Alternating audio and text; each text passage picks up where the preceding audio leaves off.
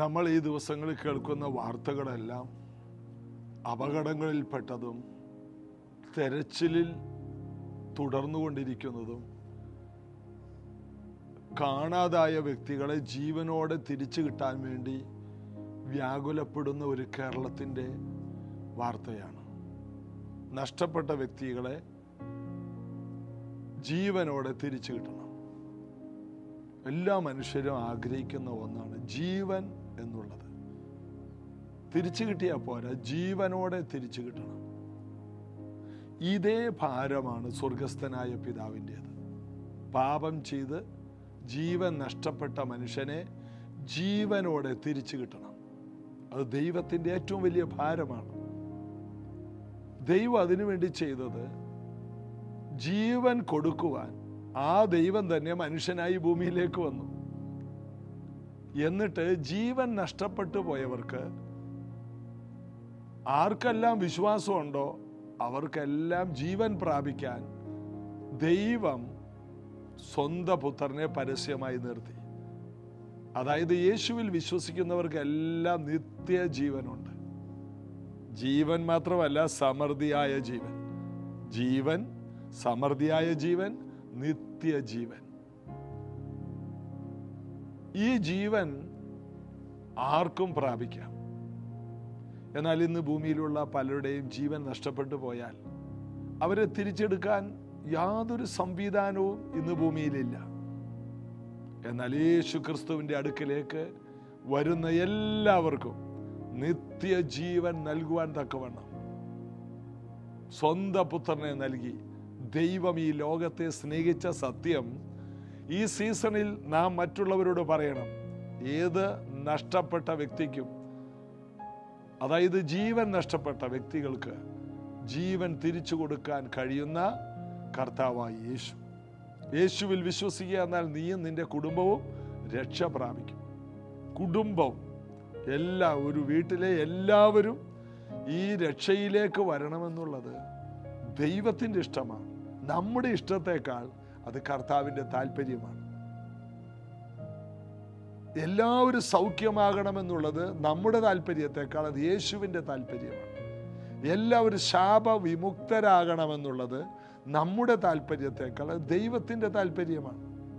ഈ സത്യം അറിഞ്ഞു കഴിയുമ്പോൾ നമുക്ക് വേഗത്തിൽ ഈ അനുഗ്രഹങ്ങളെ സ്വന്തമാക്കാൻ കഴിയും. അതിനുള്ള കൃപ യേശു കർത്താവ് എല്ലാവർക്കും നൽകട്ടെ. നമുക്ക് വേണ്ടി ജീവനെ വെടിഞ്ഞ് ഉയർത്തെഴുന്നേറ്റ് ജീവിക്കുന്ന യേശു ക്രിസ്തുവിലൂടെ നമുക്ക് സ്വർഗസ്ഥനായ പിതാവിനെ ചേർന്ന് പാടി ആരാധിക്കാം. ഇതുപോലെ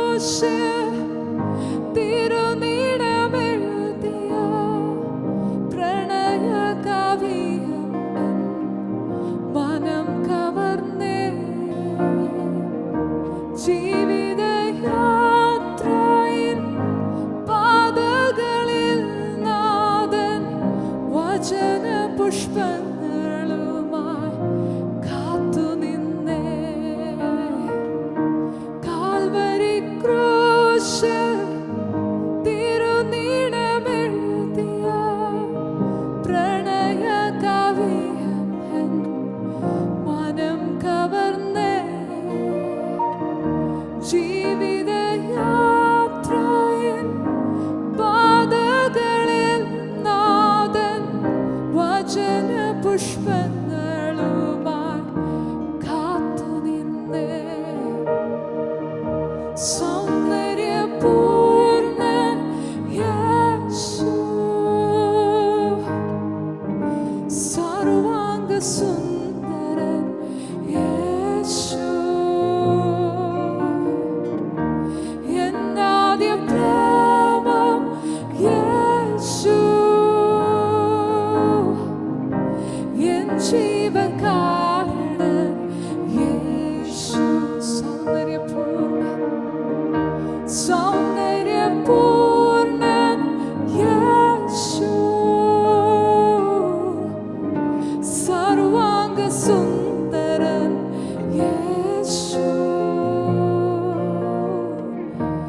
എന്നാദ്യ പ്രേമം യേശു എൻ ജീവകാരണൻ യേശു നിത്യതയോളം സ്നേഹിച്ചിടാമെന്ന ഉടമ്പടിയിൽ ഞാൻ കരം കൊടുത്തേ നിത്യത മുഴുവൻ പാടിയാലും മാമ പ്രാണപ്രിയൻ സ്തുതി തീരുകില്ല നിത്യതയോളം സ്നേഹിച്ചിടാമെന്ന ഉടമ്പടിയിൽ ഞാൻ കരം കൊടുത്തേ നിത്യത മുഴുവൻ പാടിയാലും മാമ പ്രാണപ്രിയൻ സ്തുതി തീരുകില്ല സൗന്ദര്യപൂർണ്ണൻ യേശു സർവാംഗ സുന്ദരൻ യേശു എന്നാദ്യ പ്രേമം യേശു എൻ ജീവകാരണൻ യേശു സൗന്ദര്യപൂർണ്ണൻ യേശു സർവാംഗ സുന്ദരൻ യേശു എന്നാദ്യ പ്രേമം യേശു എൻ ജീവകാരണൻ യേശു. യോഹന്നാന്റെ സുവിശേഷം 6-ാം അധ്യായം തുടരുന്നു. 22-ാമത്തെ വാക്യം. പിറ്റേന്നാൾ കടൽക്കരയിൽ നിന്ന പുരുഷാരം ഒരു പടകല്ലാതെ അവിടെ വേറെ ഇല്ലായിരുന്നു എന്നും യേശു ശിഷ്യന്മാരുടെ കൂടെ പടകിൽ കയറാതെ ശിഷ്യന്മാർ മാത്രം പോയിരുന്നു എന്നും ഗ്രഹിച്ചു. അവിടെ കൂടിയ പുരുഷാരം ഒരു കാര്യം മനസ്സിലാക്കി. ശിഷ്യന്മാർ മാത്രമാണ് അക്കരയ്ക്ക് പോയത്, യേശു പോയിട്ടില്ല. എന്നാൽ അവരുടെ ഉള്ളിൽ ഒരു കാര്യം ഉറപ്പാണ്, യേശു വള്ളത്തിൽ പോയിട്ടില്ലെങ്കിലും ഈ 5 അപ്പം നമുക്കെല്ലാവർക്കും വേണ്ടി വർദ്ധിപ്പിച്ച് തന്ന കർത്താവിന് അവിടെ പോകാൻ ഒരു വള്ളത്തിൻ്റെ ആവശ്യമില്ല എന്ന് അവരേകദേശം ഊഹിച്ച് കാണും. അതുകൊണ്ട് അവരെന്ത് ചെയ്തു എന്ന് അവിടെ എഴുതിയിട്ടുണ്ട്. എന്നാൽ കർത്താവ് വാഴ്ത്തിയിട്ട് അവർ അപ്പം തിന്ന സ്ഥലത്തിനരികെ തിബിരിയാസിൽ നിന്ന് ചെറുപടകുകൾ എത്തിയിരുന്നു. ആ സ്ഥലത്ത് നിന്ന് ഈ അപ്പം തിന്നവരുടെ കൂട്ടത്തിൽ നിന്ന് കുറേ പേര് ചെറിയ വള്ളത്തിൽ കയറി അവിടെ ചെന്നു. യേശു അവിടെ ഇല്ല, ശിഷ്യന്മാരും ഇല്ല എന്ന് പുരുഷാരം കണ്ടപ്പോൾ തങ്ങളും പടകിൽ കയറി യേശുവിനെ തിരഞ്ഞ് കഫർന്നഹൂമിലെത്തി. അവിടെ ശിഷ്യന്മാരെ തിരഞ്ഞു എന്ന് എഴുതിയിട്ടില്ല. എല്ലാവർക്കും യേശുവിനെ ആണ് അന്വേഷണം. ശിഷ്യന്മാർ വള്ളത്തിൽ കയറി അക്കരയ്ക്ക് പോയി. യേശു എവിടെയാണ്? ശിഷ്യന്മാരെവിടെയാണെന്നുള്ളതല്ല അവരുടെ ലക്ഷ്യം, യേശു എവിടെയാണ്. എന്തുകൊണ്ടാണ്? അവരപ്പം തിന്ന് തൃപ്തരായി. യേശു രാജാവാണെന്നുള്ളൊരു ബോധ്യം അവരുടെ അകത്ത് കയറി. ദൈവത്തിൻ്റെ അടുക്കൽ നിന്ന് വന്നവൻ, അസാധ്യതകളില്ലാത്തവൻ, യേശു ക്രിസ്തു എന്ന ഒരു ബോധ്യത്തിലേക്ക് ഇവർ വന്നു. ഇവർക്കിപ്പോൾ യേശുവിനെ കാണണം. യേശുവിനെ അന്വേഷിച്ച് വള്ളത്തിൽ കയറി അക്കരയ്ക്ക് പോവുകയാണ്.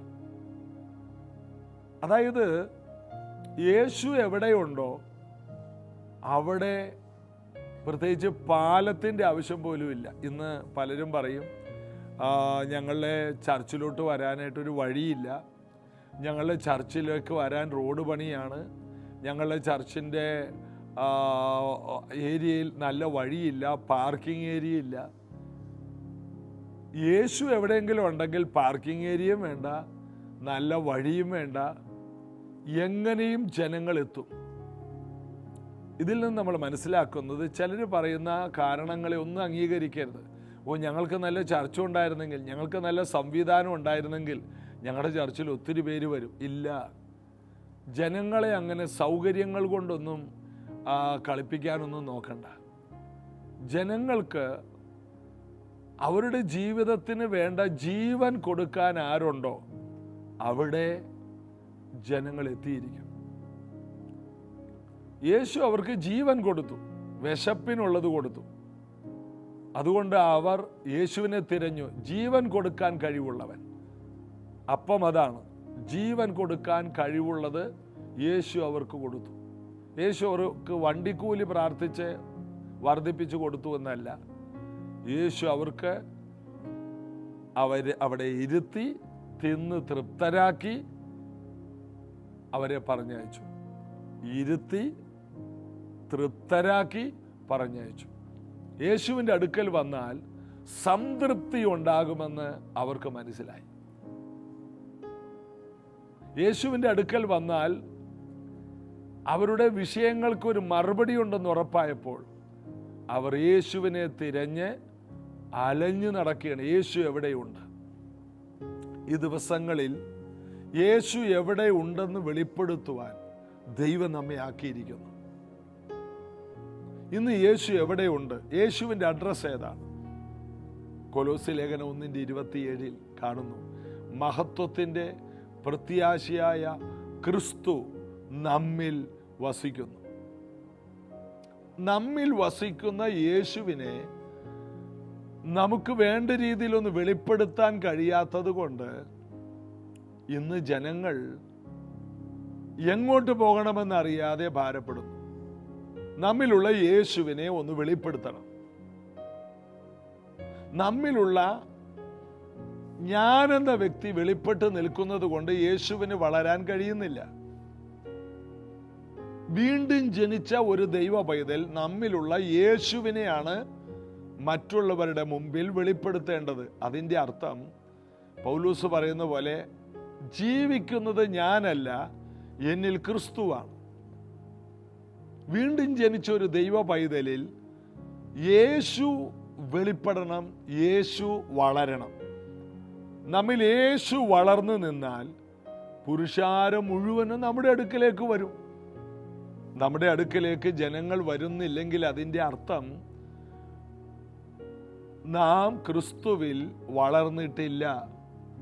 നമ്മിലുള്ള ഞാനുള്ളത് കൊണ്ടാണ് ജനങ്ങൾ നമ്മുടെ അടുക്കലേക്ക് വരാത്തത്. ഇവിടെ നമ്മൾ വായിച്ചത്, യേശു അവിടെ ഇല്ല, ശിഷ്യന്മാരും ഇല്ല എന്നും പുരുഷാരം കണ്ടപ്പോൾ തങ്ങളും പടക് കയറി യേശുവിനെ തിരഞ്ഞ് കഫർന്നഹൂമിലെത്തി. ശിഷ്യന്മാരെ തിരഞ്ഞല്ല, യേശുവിനെ തിരഞ്ഞ്. നമ്മൾ യേശു വെളിപ്പെട്ടാൽ നമ്മെ തിരഞ്ഞല്ല ആൾക്കാർ വരുന്നത്. അറിയാതെ നമുക്ക് തോന്നുന്നു നമ്മുടെ വീട്ടിലല്ലേ വരുന്നത്, നമ്മെ കാണാനല്ലേ വരുന്നത്, നമ്മളോടല്ലേ പ്രാർത്ഥിക്കാൻ പറഞ്ഞത്. അതിൻ്റെ കാരണം നമ്മുടെ ഒരു മിടുക്കുമല്ല, നമ്മിലുള്ള യേശുവിനെ തിരഞ്ഞാണ് അവർ ഈ നടക്കുന്നത്. ജോഷി ജോസഫ് എന്ന എന്നെ തിരഞ്ഞിട്ട് എന്നാ ഗുണമുണ്ട്? ഞാനൊരു പഴയ മനുഷ്യനാണ്, എന്നാൽ എന്നിലൊരു പുതിയ മനുഷ്യനുണ്ട്, വീണ്ടും ജനിച്ച. ആ പുതിയ മനുഷ്യൻ യേശുവിനെ പോലെയാണ്. ആ പുതിയ മനുഷ്യൻ എന്നിൽ വളർന്നാൽ മാത്രമേ ജനങ്ങൾക്ക് എന്നെ കൊണ്ട് പ്രയോജനമുള്ളൂ. യേശുവിനെ തിരഞ്ഞ് ഇവർ നടക്കുകയാണ്. നമ്മിലുള്ള യേശു ഈ ദിവസങ്ങളിൽ വളർന്ന് പ്രബലപ്പെടണം. നമ്മിലുള്ള യേശു വളർന്ന് ശക്തിപ്പെടണം. നമ്മിലുള്ള യേശു വളർന്ന് കൃപ കൊണ്ട് നിറയണം. അതുകൊണ്ടാണ് വചനം ജഡമായി തീർന്നു, കൃപയും സത്യവും നിറഞ്ഞവനായി നമ്മുടെ ഇടയിൽ പാർത്തു. കൃപയും സത്യവും നിറഞ്ഞ യേശു നമ്മിൽ അങ്ങോട്ട് വളരണം. മറ്റൊരു ഭാഗത്ത് പറയുന്നു, പൈതൽ വളർന്നു, ജ്ഞാനം നിറഞ്ഞു, ആത്മാവിൽ ബലപ്പെട്ടു പോന്നു, ദൈവകൃപയും അവൻ്റെ മേലുണ്ടായിരുന്നു. ഇതുപോലെ നമ്മിലുള്ള യേശു വീണ്ടും ജനിച്ച ഒരു ദൈവ പൈതൽ വളരണം. ദൈവ പൈതൽ വളരണം. എന്നിലുള്ള മനുഷ്യൻ കുറയണം. എന്നിലുള്ള യേശു വളരണം. ജ്ഞാനം നിറയണം. ആത്മാവിൽ ബലപ്പെടണം. അതുകൊണ്ടാണ് അപ്പോസ്തല പ്രവൃത്തി 6-ാം അധ്യായത്തിൽ 7 പേരെ തെരഞ്ഞെടുക്കുന്നുണ്ട്. ഫിലിപ്പോസിനെ, സ്തെഫാനോസിനെ ഉൾപ്പെടെ 7 പേരെ തെരഞ്ഞെടുക്കുന്നത് അപ്പോസ്തലന്മാർ തെരഞ്ഞെടുത്തത് ജ്ഞാനവും ആത്മാവും നിറഞ്ഞ നല്ല സാക്ഷ്യമുള്ള 7 പേർ. അവരെ തെരഞ്ഞെടുത്തതോടുകൂടി സഭ ആർത്തു വളർന്നു. സഭയിലെ പ്രശ്നങ്ങൾ പരിഹരിക്കപ്പെട്ടു. കാരണം എന്താണ്? ജ്ഞാനവും ആത്മാവും സാക്ഷ്യവും. ഇതാണ് യേശുവിൻ്റെ സ്വഭാവം. ഇത് മൂന്നുമുള്ള 7 പേരെ കിട്ടിയാൽ പിന്നെ അവരുടെ വിഷയങ്ങൾക്കെല്ലാം ഒരു പരിഹാരമാണ്. നമ്മുടെ വീടിൻ്റെ പ്രശ്നങ്ങൾക്ക് പരിഹാരം ആത്മാവും ജ്ഞാനവും സാക്ഷ്യവുമുള്ളൊരു വ്യക്തി നമ്മിൽ എഴുന്നേറ്റ് വരണം. സാക്ഷ്യമില്ലാതെ, ആത്മാവിൽ വളരാതെ, ജ്ഞാനം, ദൈവവചനം വായിക്കാതെ, ദൈവവചനം പഠിക്കാതെ, പ്രാപിക്കാതെ, ആത്മാവിൽ വളരാതെ ജീവിക്കുന്ന ഒരു വ്യക്തിയെ ആർക്കും വേണ്ട. അങ്ങനെയുള്ളൊരു വ്യക്തി ബൈബിൾ കോളേജിൽ പോയി പഠിച്ചാലും എത്ര വലിയ PhD എടുത്താലും ആർക്കും വേണ്ട. വർഷങ്ങൾക്ക് മുമ്പ് പാസ്റ്റർ MA വർഗീസ് എന്ന എൻ്റെ ആത്മീയ പിതാവിനോട് ഞാൻ ചോദിക്കുമായിരുന്നു. അന്ന് പാസ്റ്റർ ജോലി ചെയ്യുന്ന കാലം 91 കാലയളവിൽ ഞാൻ ചോദിച്ചു, പാസ്റ്റർ PhD ഉള്ള വലിയ വലിയ വിദ്യാഭ്യാസം, ബൈബിൾ കോളേജ് പഠനമുള്ള ആ കാലത്ത് ബാംഗ്ലൂർ ഞങ്ങളായിരിക്കുമ്പോൾ UTC, SABC, സദനേഷ്യ ബൈബിൾ കോളേജ് എന്നിങ്ങനെ വലിയ വലിയ കോളേജുകളിൽ ഒന്ന് പഠിക്കാനൊക്കെ കൊതിച്ച് ആഗ്രഹങ്ങൾ തോന്നിയ ആ കാലത്ത് അവിടെ പഠിച്ച വലിയ വലിയ ആൾക്കാർക്ക് അവരെ തിരക്കി ആരും വരുന്നില്ല. എന്നാൽ ഞങ്ങളുടെ പാസ്റ്റർ ഒരു സീനിയർ സയൻറ്റിസ്റ്റാണ്, സഭയുടെ പാസ്റ്ററാണ്. അപ്പോൾ തന്നെ പാസ്റ്ററിന് വീട്ടിൽ നിൽക്കാൻ നേരമില്ല, ചർച്ചിൽ നിൽക്കാൻ നേരമില്ല. ഇന്ത്യ മുഴുവനും കൺവെൻഷൻ, ഇന്ത്യക്ക് വെളിയിലേക്ക് മുഴുവൻ രാജ്യങ്ങളിലേക്കും വിളി. പാസ്റ്ററിന് ജോലി ചെയ്യാനോ വീട്ടിൽ വരാനോ ഉറങ്ങാനോ നേരമില്ല. ഞാൻ ചോദിച്ചു, പാസ്റ്ററിനെ എന്തുകൊണ്ടാണ് ഇത്രയും PhDയും പഠനമൊക്കെ ഉള്ള എല്ലാവരും വെറുതെ ഇരിക്കുമ്പോൾ പാസ്റ്റർ മാത്രം എന്തുകൊണ്ടാണ് ഓടുന്നത്? പാസ്റ്റർ അന്ന് ചിരിച്ചുകൊണ്ടൊരു വാക്കുണ്ട്, ബ്രദറെ, ദൂതുള്ളവർക്ക് സ്റ്റേജുണ്ട്. അതായത് കർത്താവിൽ വളർന്നു നിൽക്കുന്ന ഒരു വ്യക്തിക്ക് ആ വ്യക്തിയെ എല്ലാവർക്കും വേണം. എല്ലാവരും അന്വേഷിച്ച് നടക്കുന്നത് അങ്ങനെയുള്ളവരെയാണ്. പൗലോസിനെ തിരഞ്ഞ് ജനങ്ങൾ നടക്കുകയാണ്. പത്രോസ് ഇന്ന സ്ഥലത്തുണ്ടെന്ന് അറിഞ്ഞിട്ട് അവിടെ നിന്ന് യോപ്പയിലേക്ക് തബീത മരിച്ചപ്പോൾ വിളിപ്പിക്കുകയാണ്. ആ നാട്ടിൽ എന്തോരം വിശ്വാസികളുണ്ടായി. ഇല്ല, പത്രോസ് വരണം. ക്രിസ്തു വളർന്നു നിൽക്കുന്ന വ്യക്തികൾക്ക് ഇരിക്കാനോ കിടക്കാനോ നേരം ഉണ്ടാവില്ല. തിരക്കോട് തിരക്കായിരിക്കും. പലരും കർത്താവിന് വേണ്ടി ഇറങ്ങിയിട്ട് യാതൊരു തിരക്കുമില്ലാതെ ഇരിക്കുന്നതിൻ്റെ കാരണം ക്രിസ്തുവിൽ വളരുന്നില്ല.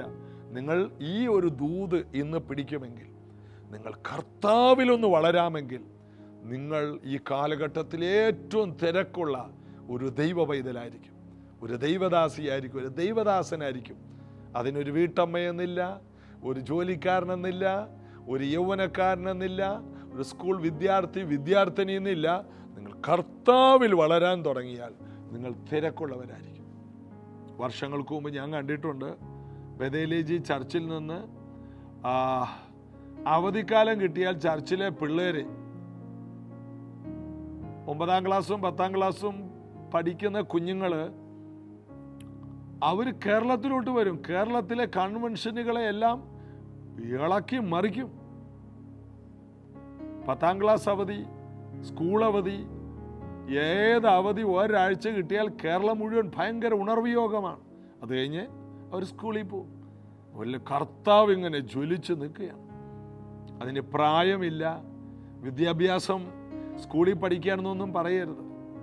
എനിക്കിന്നും ഓർമ്മയുണ്ട്, ഷൈജു മാത്യു ഇന്ന് കാനഡയിലെ ഇംഗ്ലീഷ് ചർച്ചിൻ്റെ പാസ്റ്റർ. നിങ്ങൾക്ക് യൂട്യൂബിൽ കാണാം. ഷൈജു മാത്യു അനുഗ്രഹിക്കപ്പെട്ട ദൈവദാസനാണ്.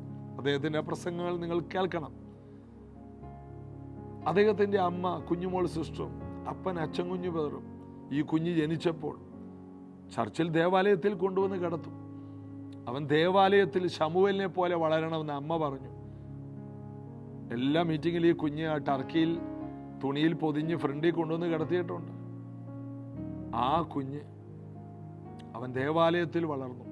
സ്കൂളിൽ പഠിക്കുമ്പോൾ, ചെറിയ സ്കൂളുകളിൽ തന്നെ ആയിരിക്കുമ്പോൾ, അവധിക്കാലത്ത് അവൻ്റെ അമ്മ ട്രെയിൻ കയറ്റി ഈ കുഞ്ഞിനെ ഒറ്റക്ക് നാട്ടിലോട്ട് വിട്ടിട്ടുണ്ട്, കുഞ്ഞുമോൾ സിസ്റ്റർ. എന്നിട്ട് എൻ്റെ അടുത്തോട്ടാണ് വിടുന്നത്. ഞാൻ ഈ കുഞ്ഞിനെ ബസ്സിൽ കയറ്റി, അന്ന് എനിക്കൊരു വണ്ടിയൊന്നുമില്ല, ബസ്സിൽ കയറ്റി തിരുവനന്തപുരം മുതൽ എത്ര സ്ഥലങ്ങളിൽ കൊണ്ടുപോയിട്ടുണ്ട്. അവിടെയെല്ലാം സ്റ്റേജിൽ കൊണ്ടുവന്ന് നിർത്തിയാൽ മതി, കത്തി ജ്വലിക്കും. ജനങ്ങളെല്ലാം സൗഖ്യമാകും, ഭൂതങ്ങളെല്ലാം വിട്ടുമാറും. അസാധാരണ ദൈവപ്രവൃത്തി. സ്കൂളിൽ, ഏറ്റവും ചെറിയ സ്കൂളിൽ പഠിക്കുന്ന കുഞ്ഞിൻ്റെ മേൽ പോലും യേശു വെളിപ്പെട്ടിരുന്നു. ഈ ദിവസങ്ങളിൽ ഇതെല്ലാം കേൾക്കുമ്പോൾ നിങ്ങളുടെ അകത്ത് ഒരു കത്തുന്ന ആവേശം വേണം. എന്നിൽ യേശു എന്ന് വെളിപ്പെട്ടാൽ എന്നെ തിരഞ്ഞ ആൾക്കാർ വരും. എനിക്ക് വളരെ തിരക്കുള്ള ഒരു വ്യക്തിയായി തീരാൻ കഴിയും. അവരെ പോലെ ആകണ്ട, ഇവരെ പോലെ ആകണ്ട, യേശു എന്ന് വളർന്ന് നിന്നാൽ മതി. ഈ ദിവസങ്ങൾ ഇത് ആഗ്രഹിക്കുക. യേശുവിനെ തിരഞ്ഞ് നടക്കുന്ന ഒരു സമൂഹം ഇപ്പോഴുമുണ്ട്. നമ്മെ അവർക്ക് വേണ്ട. ജോഷി ജോസഫിനെ ആർക്കും വേണ്ട. എന്നാൽ ജോഷി ജോസഫിൻ്റെ അഡ്രസ്സിൽ ഒരു യേശുവുണ്ട്. ആ യേശുവിനെ ജനങ്ങൾക്ക് വേണം. ജീസസ് എവരിഡേ എന്ന ഈ പ്രാർത്ഥനയിൽ പങ്കെടുക്കുന്ന എല്ലാവരും യേശുവിൽ നിറഞ്ഞു നിൽക്കട്ടെ. നിങ്ങൾ തിരക്കുള്ളവരാകും, മൂല്യമുള്ളവരാകും, മാന്യതയുള്ളവരാകും. 1 യോഹന്നാൻ 4:17 പറയുന്നു, അവനായിരിക്കുന്നത് പോലെ ഈ ലോകത്തിൽ നാമും ആയിരിക്കും. യേശു എങ്ങനെയാണോ ഉയർത്തെഴുന്നേറ്റ് ജീവിക്കുന്ന സർവശക്തനായ ദൈവപുത്രനെ പോലെ നാമും ഈ ലോകത്തിൽ ആയിരിക്കും. വിശ്വസിക്കുക, സ്വീകരിക്കുക. ഈ ദിവസങ്ങൾ നിങ്ങളുടെ പ്രാർത്ഥനയും വിശ്വാസവും ജ്വലിപ്പിക്കുക. വലിയ ദൈവപ്രവൃത്തികൾ നടക്കും.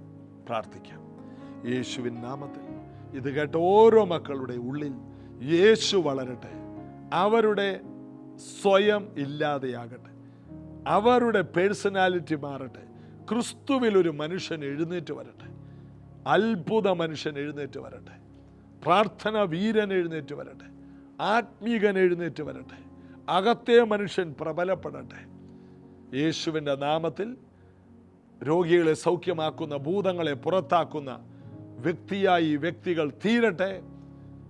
ഇപ്പോൾ ഇത് കേൾക്കുന്നവരുടെ മേൽ ഒരു വലിയ വിടുതൽ കൽപ്പിച്ചാക്കുന്നു. രോഗസൗഖ്യങ്ങൾ യേശുവിൻ നാമത്തിൽ നടക്കട്ടെ. അന്യായ ബന്ധനങ്ങൾ യേശുവിൻ നാമത്തിൽ അഴിയട്ടെ. ഇത് കേട്ടുകൊണ്ടിരിക്കുമ്പോൾ തന്നെ വിടുതലുകൾ സംഭവിക്കട്ടെ. മാരക രോഗങ്ങൾ വിട്ടുമാറട്ടെ. അർബുദ രോഗങ്ങൾ, ക്യാൻസറുകൾ മാറിപ്പോകട്ടെ. തളർന്നു കിടക്കുന്നവരുടെ ശരീരത്തിൽ ചലനമുണ്ടാകട്ടെ.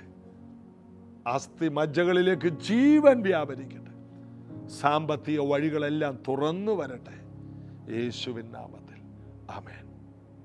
നമുക്ക് വിശ്വസിക്കാം. കർത്താവിൽ നിറഞ്ഞു നിൽക്കാം. നാളെ ഇതേ സമയത്ത് കാണാം. God bless you.